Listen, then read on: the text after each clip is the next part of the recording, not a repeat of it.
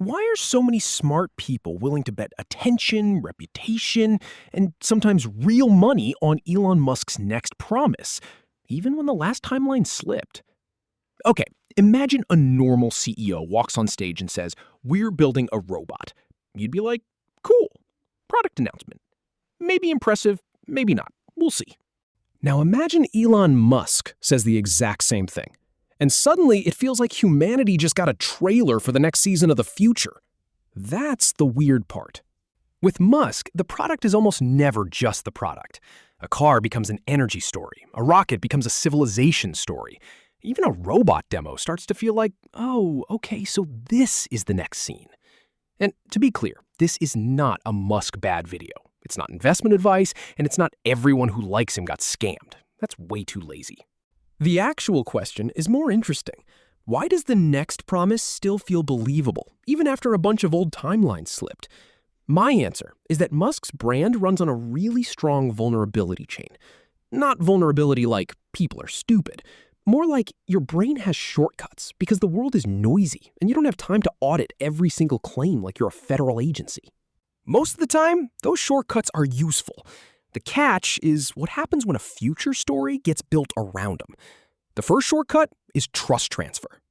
There is an old psychology idea called the halo effect. Edward Thorndike wrote about it in 1920. The casual version is when someone seems amazing in one area, your brain quietly gives them extra credit in other areas too. And honestly, that is not crazy. If someone has already done hard things, you listen differently when they say the next hard thing is possible. That's why SpaceX is such a giant receipt in the Musk story. Reusable rockets went from, wait, is this even possible, to something people now treat as weirdly normal. So when the next promise shows up, your brain does this little transfer. Rocket worked, so robot feels more plausible. Tesla made electric cars feel fast and desirable, so robotaxis feel less like sci-fi. Again, not proven, just easier to believe. That's the trust loan. Your brain borrows confidence from the old receipt and lends it to the new trailer. And Musk is extremely good at making the trailer feel bigger than the product. Tesla's own master plan language does this too. Cars, energy, autonomy, AI, robots, labor, it all gets folded into one giant story where the physical world is about to get upgraded. And that matters because people are not spreadsheet native. Like, yes, technically we can read a spreadsheet, but nobody is getting emotionally converted by row 47, column F. Stories hit differently. There's a communication theory called narrative transportation from Melanie Green and Timothy Brock. Fancy name, simple thing. When you get carried into a story, the story changes what feels possible. And with Musk, you're not only watching a demo, you're watching a plot. The old world is slow. The builder is fighting bureaucracy. The critics are annoying. The future is backstage with a fog machine waiting for its entrance. That's why delays don't always kill the vibe. If a normal company says, this will ship next year, and then it doesn't, people get mad. Fair. But inside a future movie, the emotional payoff can just move forward. Not this version, maybe the next one. Not fully autonomous yet, but look how close it feels. Not Mars yet, but the rocket landed, so don't be a hater. Is that strict logic? No, it's narrative momentum.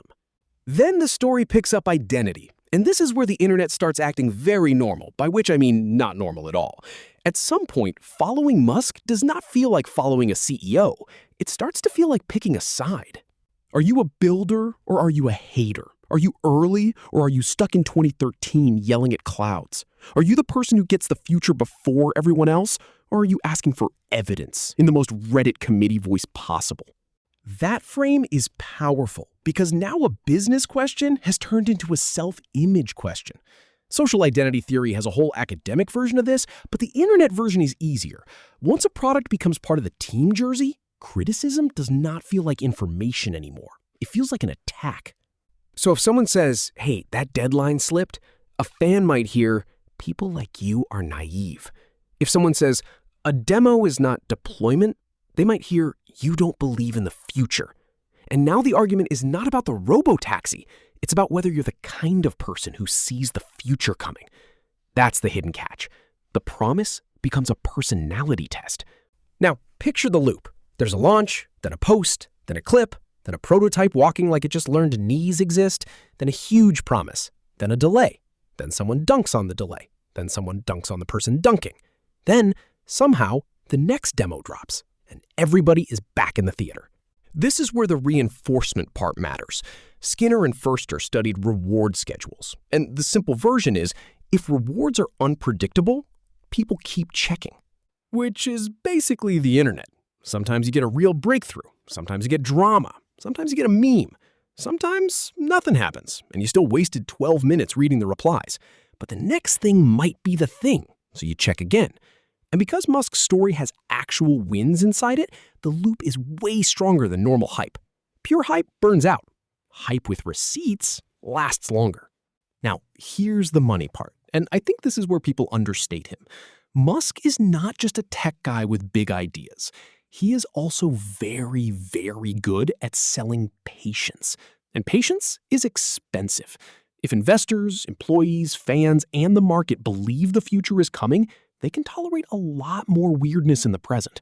They can wait longer. They can defend harder. They can price in a version of tomorrow that does not exist yet. That's not the same as saying the story is fake. It's saying the story has value. And in modern markets, a believable future story can become part of the asset. That's why the receipt versus trailer distinction matters. A receipt is something already working. It has users, costs, safety data, boring operational details, regulators, margins, all the stuff that makes the movie less cinematic. A trailer has music, a deadline, a hero shot, and that feeling of, bro, we are so close. Both can matter, but they're not the same file. So the move is not never believe Musk. That's too simple, and you'd miss some real things. The move is also not believe the whole movie because one scene was real. The move is to pause the trailer and ask one annoying question. Which part is the receipt? Because the strongest catches are not made of pure lies. Pure lies are brittle. The strongest catches have enough truth to lower your guard, enough real progress to make the next leap feel smaller than it is. And that is why Elon Musk can feel bigger than his companies. Not because every promise came true, because the wins, the movie, the identity game, the attention loop, and the money story all keep pointing in the same direction. So next time the screen lights up and the future starts looking like a trailer, don't ask, is this genius or fake? Ask the better question. Where's the receipt?